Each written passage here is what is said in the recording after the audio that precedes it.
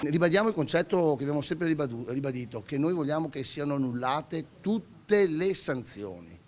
Ha un bel fascicolo in mano, signora. Sì, ne abbiamo preso abbastanza e adesso continuano ad arrivare ancora. Volti nuovi, persone che al sit-in partecipano per la prima volta tra i 70 multati che si sono dati un nuovo appuntamento davanti al comune di Cadoneghe.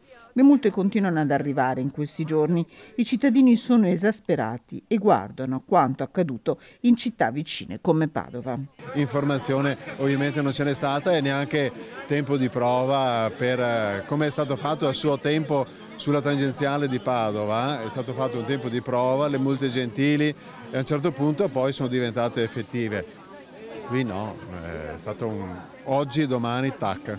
Le storie si incrociano, come quelle di Elisabetta, che ha preso 13 multe andando a trovare il fratello in casa di riposo, e Emanuela, che in quella RSA ci lavora.